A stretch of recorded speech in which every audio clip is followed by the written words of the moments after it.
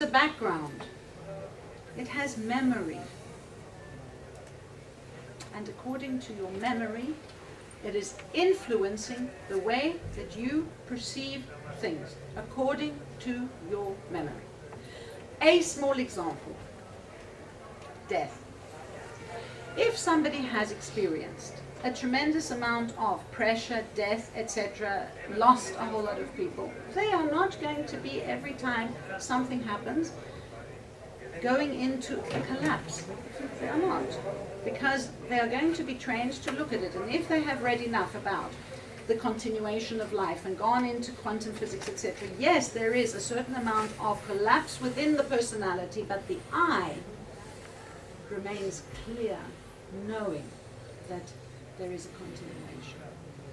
The I is the aspect that connects with religiousness, religiosity, spirituality. Unfortunately, religion has become too dogmatic, and it is the reason why there are people dying all over, and it's still going on. But I don't know what the actual solution about the world really is. Does anybody in this room know why we are in a process of disintegration? No. All we can do is to ride the wave. If you don't have the memory within, you cannot see something. Therefore, it is impossible for you to see the quantum world. But you need to research, become familiar with it, or make that quantum leap and understand. There is something there, I don't know what it is, next. What can I do with it? And how am I going to bring it in order to make the quantum leap? Consciousness is the ground. We are talking about changing consciousness. Objects are possibilities, therefore, my reality is not that there is a crisis in Greece. My reality is that I know there is a worldwide crisis, and I am going to become a cell of light and join up with other cells of light. Here we have to say a big thank you to Stefania Hedzi and to her team for organizing Inspire Your Life for this weekend, and especially bringing it into business, entrepreneurship. Energy is always a constant. We cannot take away energy, we cannot build any extra energy. So at the moment that we know that energy is a constant, we need to think about how heavy are we. I'm not going to use the word negative. Heavy. How heavy are you? How light can you become? Because this is the challenge. It is not a light of, I do all sorts of things, or I take out I don't know how many credit cards and spend money that isn't there because I know that I belong in a consciousness and the light. It's not that at all. It is understanding that I have the potential, possibilities are there, and I invite this quantum field to come into my everyday life and to bring it into practical things which we're going to go into. This means that there is greater meaning to life than perhaps what we think about. All life is entangled. These are basic aspects that we need to know. What we do affects the universe and others. There is no way that what we do does not affect others. We have different theories. The butterfly on one side of the world creates the earthquake in another. But if you think about non-locality, there is your understanding as to how we are influencing through non-locality. There is an influence. We are influencing. There are 2 chairs here if you'd like to come down. We are influencing the world. We influence the people around us. Gosh, we already know that when I walk into a room and I am heavy, I carry heavy energy, the likelihood of people in the room feeling heavy is very much there. It is there. As long as you understand that you are affecting the universe and you are in non-locality, there's a possibility that you will get on a bus one day and suddenly think of something that is totally not yours to think about. You don't usually think about this. It might not be exactly your thought, but you might have got it from the cesspool. Because what we are talking about is that you pick up. Cesspool is a kind of the collective unconscious. It's that field of potentiality and possibilities. If we understand this, we will change our way of thinking and our way of perceiving ourselves. Because you have the archetype, especially rich in Greece, of the ancient Greek gods and goddesses. Think of them as an archetype. There is so much brilliance in mythology. But we need to step away only from the story of the myths.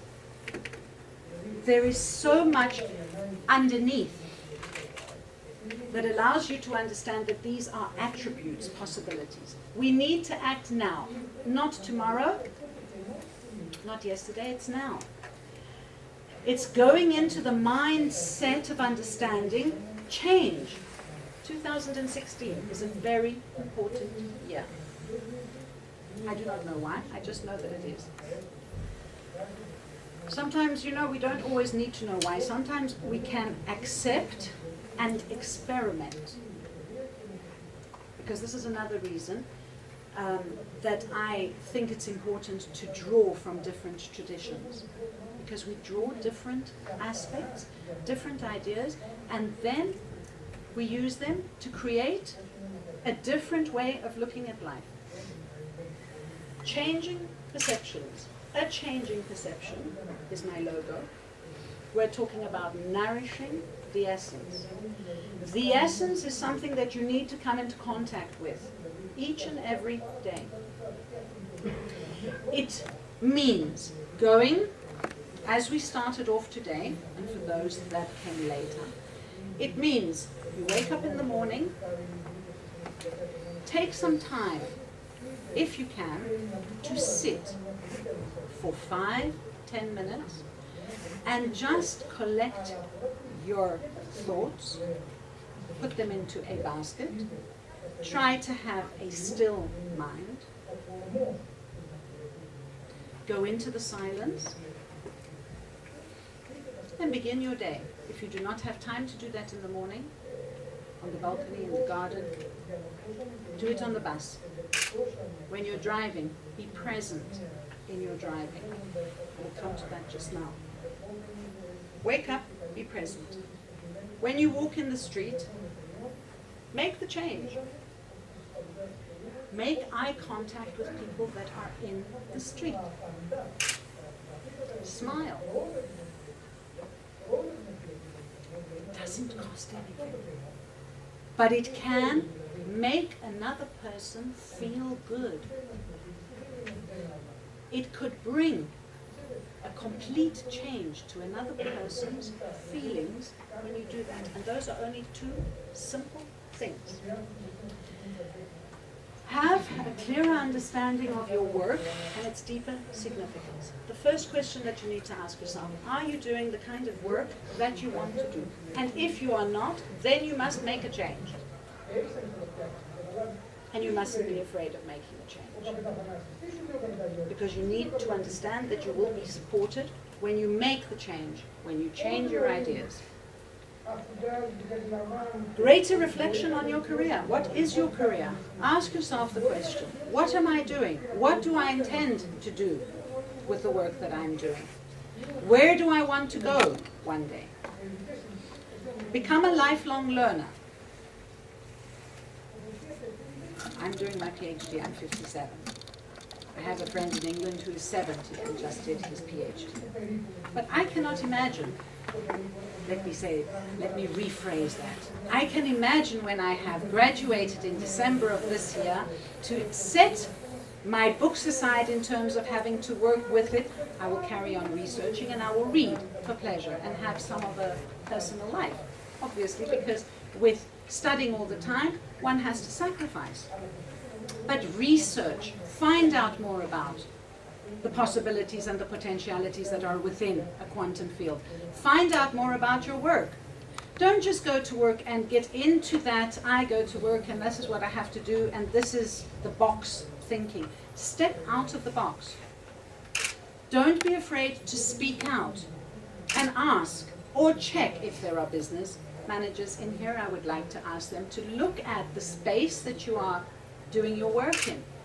Do you have a window in your office? Because if you don't, the likelihood of you being down and you're not even realizing it is very high. Green plants. A good environment is very important. How you get on with your colleagues. Set your paths and your goals. You cannot get on with everybody. It's an impossibility. And if you are getting on with everybody, usually it's because you wear a mask when you go to work. I don't know if anybody in sales is here. I'm always fascinated with the fact that somebody who has been trained in sales speaks very quickly, bombards you, and I don't like it. I don't like it at all because I feel that it pushes me in a corner. There are different ways. You've got to look for different ways that you can actually get somebody. Personally, if you're talking to me all the time and you're telling me how wonderful this is, I now, when people from Cosmote or Vodafone call, I will turn around and say, thank you so much. Have a wonderful day. I'm really busy. I'm happy with OTE that I have. Thank you very much. Bye, bye. Now I have to leave you because I have an appointment. Bye, and I had to put the phone down. Because they carry on, and they use the most incredible techniques. And business tools of multitasking. I'm excellent. I can answer the phone. I'm doing this. You want me to get something? Yes. The perfect secretary is multitasking. And I'm going to ask you to please use your common sense. If I multitask and do a million things at once, or 10 things at once, how effective am I in each thing that I am doing? Obviously, I'm not going to be. It's interesting. There is on YouTube something that you can watch about Google. Google talking about now Google is a very big company. I mean, that's why I'm bringing in Google. They do not promote when you go to an interview the idea that you can multitask, because multitask brings major problems as well. Of course, we can always turn around when there is a mistake that can cost a company a lot, turning around and saying, oh my goodness me, unfortunately I was, and I didn't notice it. The problem with that is that I, as a person, will know that I have not used all my potential. Focusing is something that you have to learn. It is not something that you're going to be able to do if you leave here. My suggestion that you sit in the morning at the office, stop what you are doing, please, and eat your food. I don't believe that there is any company who will tell you, and if they do, then please join and get all the employees to speak to whoever is in charge. You need the time to stop doing what you are doing and eat your food.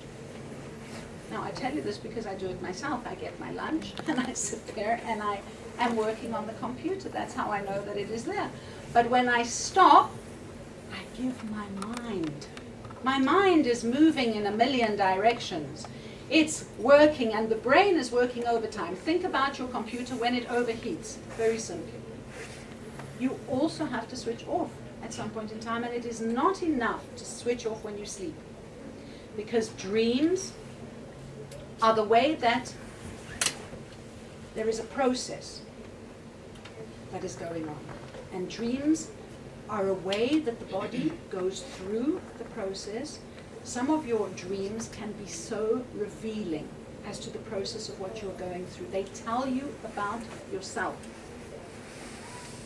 It is very good to record your dreams. I'm not suggesting that you go and see a professional.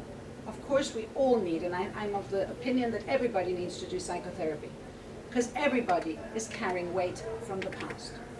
But Start with little things. Record your dreams. Look at them. Pay attention to them. Don't sweep things under the carpet. You don't have a cupboard at home where you throw all your garbage in and then shut the door. Even if you do, you know what's going to happen. It's going to fester. And when you are in a group, that's the problem. You can do it because you're in charge of your own self, and some people are hooked on destructiveness. What's going to happen is that if you are putting all your stuff and taking no notice of it, sweeping it underneath the table, not speaking out, obviously in a polite way, being afraid that you're going to lose your job. If you are living at that level, you are not going to do anything. You have to step up, you have to go beyond, and you have to do what it is that is going to bring you into a different vibration, unafraid, so that if there is a physical disaster, any kind of disaster, you need to be the cell that we spoke about before. You need to be the cell that will be there to assist other people. You cannot assist other people if you are losing it yourself. This is another aspect of your career. I mean, a lot of us go out, we volunteer, we feel that we should do things for the world in general. But think about actually consciously how you can, by creating a difference within yourself, you are directly there, if there is a disaster, that you will be the person to step out and calm everybody down. That means you need to face all the fears that you have inside of you. And I can tell you that it is a beautiful journey, because you will have a very much higher sense of integrity as a human being. It's a journey well worth taking. Take personal responsibility. I know, I've heard it so many times. The government is to blame for the situation in Greece. But I feel that I am to blame as well, because I know that the government did not make it easier for me when I was teaching in a full-time position and tutoring in the afternoons. I was not able to give a receipt. I had asked, could I have Tebe at that time, at the same time as Ika? No, I could not. So it didn't help me. And I know how many times I've gone to the marketplace and I never asked for a receipt. And I went to the doctor the other day and he said, well, this is not covered by your insurance. Let me think. Okay, you can have a receipt and I'm not going, you can have a discount and I'm not giving you a receipt. And I cannot spend all my time in conflict and fighting with this. What I try to do is to do what is necessary within my space. I recycle. This is helping the planet. I try to keep a higher consciousness. These are little steps that you can take. And greater self-reflection and engagement, because we always need to stop and think. So you're basically digging and looking for your essential self. Inside your essential self are all the unique, incredibly unique possibilities and potentialities that each and every one of you have, that is not shared with anybody else. Think about the fingerprint. The fingerprint to me is incredible. Each and every one of us have a different fingerprint. That means that each and every one of us have a completely unique inner matrix. All that potential is recreating, because we're using words here. It is recreating a different universe. It is recreating situations where we build resilience. Resilience is your ability to be in a situation, to take what is happening on the outside and not be influenced by it. Respect, self-respect, respect for your job, respect for your co-workers. Research. Research more on the what can you do, what are the abilities, what do you need to find out. Is it to learn more about your job so that you can become more effective? taking a quantum leap in entrepreneurship is becoming more effective. Becoming more effective, it's also paying attention to the time frame that you are in, giving yourself time to do things, recognizing who you are, recognizing what is happening around you, reflecting, taking time to reflect each and every day. What have you achieved? Keep a journal. When you start a process like this, write down what you're doing. It's like a research project. And renew. Think about these words and what they mean, how they resonate with you at an essential level. Because this is exactly what is happening. Try to understand that when we go into a quantum field, each and every word, go back to the Bible, go back to the beginning, the word is not just the word that I'm using to describe something. Because in language we very often lose the essential aspect behind it. And if we look at the word, it's the logos. And logos is divine reasoning. So we go back to Plato's ideas. There has to be some higher, greater point where everything is in terms of potential that gives us the possibility to become different and to change. Now we talk about transpersonal entrepreneurship because I go beyond my personality. I understand the dynamics that are happening within the group. I understand the dynamics in terms of work, my relationships with others, how I am responsible for how I enter into my space, and how I work so that the consciousness is what creates my presence. There's a lot of potentiality in what I'm telling you. One of the many things that I do, because I do many things, is to teach drama from second grade up through till end of school. We have 2 performances that I'm putting on this year.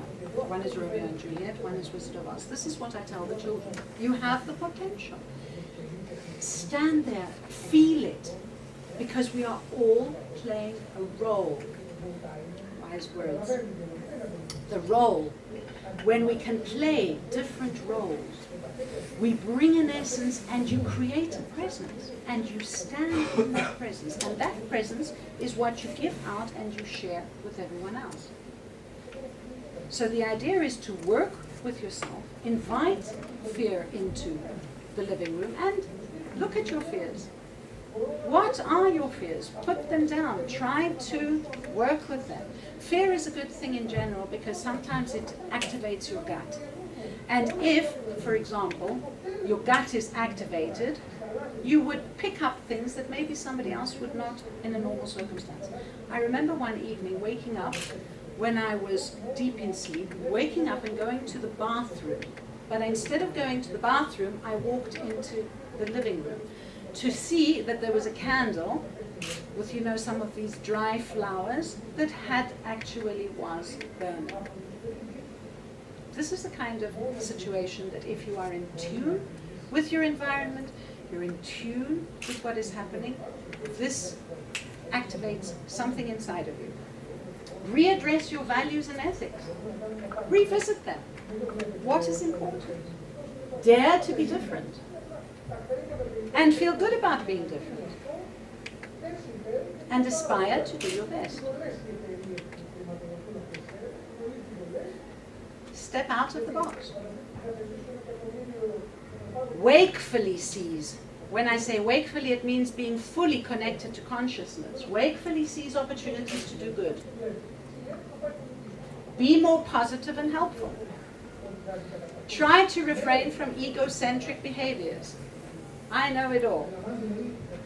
Maybe you do, but you don't need to tell us if you do. How do you perceive your place in this world? Because your place in this world, they say that the most wise person sits in the corner of the room and usually has much less to say. Of course, one has to be careful that you don't forget yourself in the corner of the room hiding behind a tree. Obviously, you need to come out, step out into the light, awaken to a new tomorrow. Are you happy in what you're doing? Again, I'm asking. Really think about it. And if not, then find the courses that you need to do. There are always ways that you can move out, because it's very important. You're spending a large time of your everyday life at work. If you're not happy, you're not going to be happy in your personal life. And I consider that personal and professional life are intertwined. No matter how we think that they might not be, they have to be intertwined. Because your person is what you take to work every single day. You don't leave your person at home and don a mask and come into the work sector, because if you're doing that, you're not being real. And the idea is that we're going to make a quantum leap. We're going to try and move into a better future. We want to change things. We don't want to stay in the same routine and rut.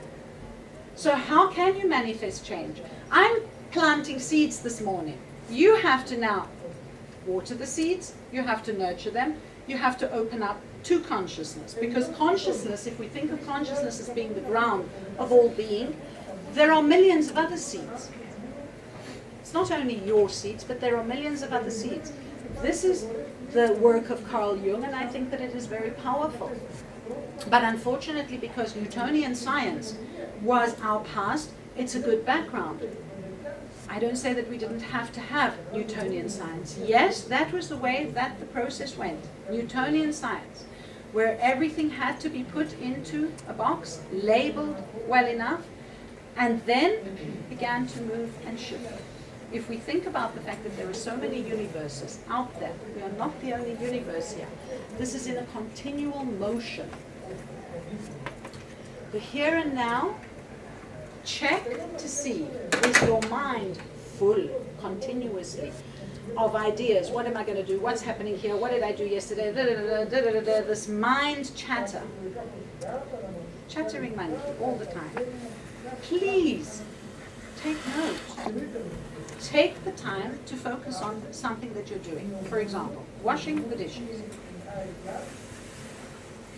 driving the car, not wondering if I'm driving, so I know that there are cars, and it's something that I cannot explain to you when you start practicing it. It will take precedence. It will guide you. It's something that happens naturally. Be mindful, fully present. I can work on my PhD dissertation in the middle of a very noisy coffee shop. And I don't hear what's going on outside. Nothing takes my attention because I'm fully, but this is after years of practice. So that's why I'm saying it does work. Move beyond crisis by broadening your perception, by using your intuition, by asking yourself, how does this feel?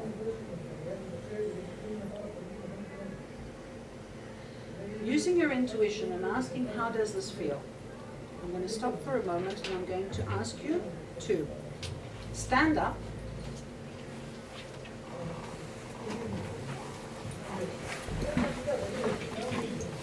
And you will see that there is a person next to you. So I'd like you to turn. One person turns. And I'm going to demonstrate here. I want you to start off at the top here, and I just want you to focus on just tapping the lady in front of you. But really be connected with what you're going to do. You're going to tap the person in front of you, and then you're going to exchange. And I want you to feel, just be aware of what's going on.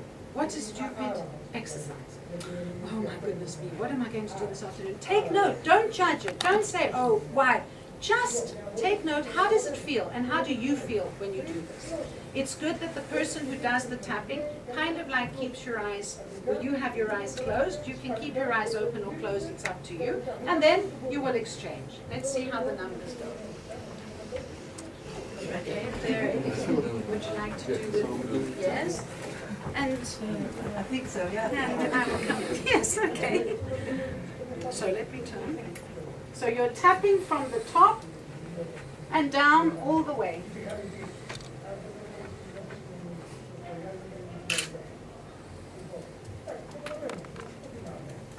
You go all the way down. Tap, tap, tap, tap, tap.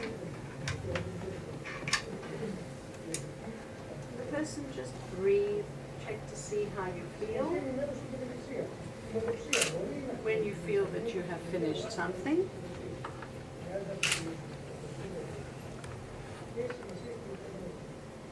Just be conscious of how it feels.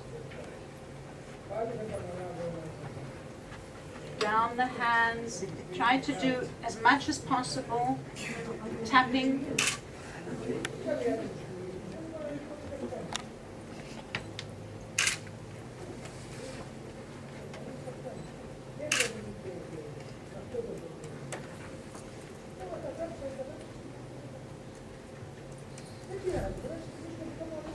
And then take your seat again. And just for a moment, Shouldn't we tap the other person?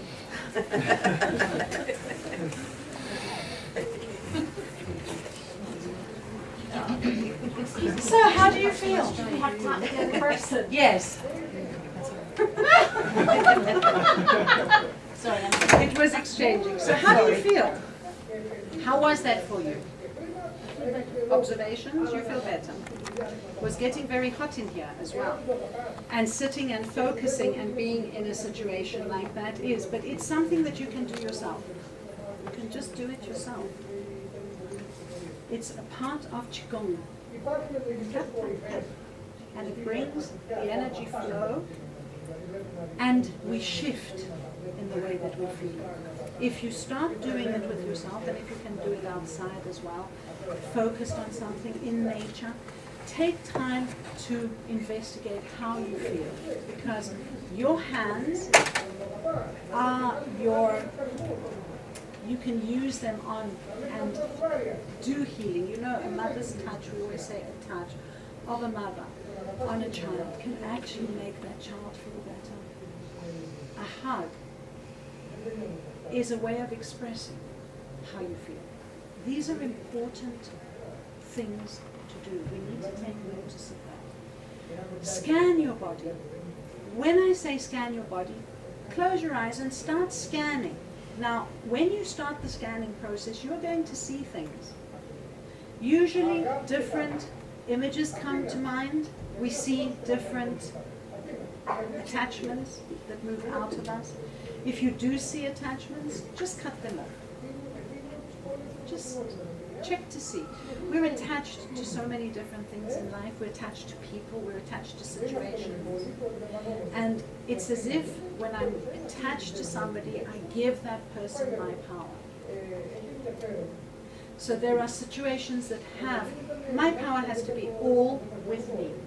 And become the observer. Watch situations and also observe yourself. What are you doing? What are you saying? How are you dealing with situations? If you are forcing situations to occur, you are not in the quantum field. Things happen naturally. And you invite this beautiful potentiality to come to you. There you will see what Carl Jung calls divine synchronicity. You go down the street, you meet the right person at the right time, because that is what you have to do. You will find yourself in the right position that somebody asks you about work. Everything becomes entangled, it's interconnected. It's not by chance. The workplace, are you actively listening to what the other person is telling you, or are you just talking and telling the other person what they have to do? Listen to what they are saying, pay attention, ask questions. Really? What exactly do you mean by that? Okay, can I ask you, what I heard you say is da da da da da da da. Is this the message that you're giving me? Especially in a work situation. Decide your values. What is the corporate social responsibility? What is your responsibility in the corporate world? Is it that you just want to make more money? If you're going to make more money, fine. Have money as an aspect, but you also have to grow through it. The role of individuals, the individuals that are with you, implement your values. Once you take the decision to make change, you've already gone halfway. Focus on your employees. Now you'll see that I have a couple of pictures here.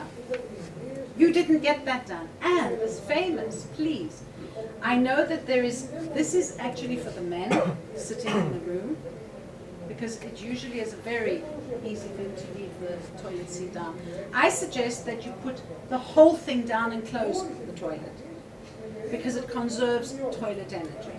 And it belongs to personal habits and interpersonal skills. When you make your coffee in the kitchen and you're using a communal kitchen at work, please wash your cup, and it takes 2 minutes. Don't leave the kitchen in a mess. Don't leave the bathroom in a mess. Find that you become conscious in everything that you do. There's an upward and downward communication in all spheres of business. You have the upper and the lower, so you need to communicate. Well-developed programs, talk to. If you're a manager, please think about what you are giving your employees. They need personal development. They need professional development. You might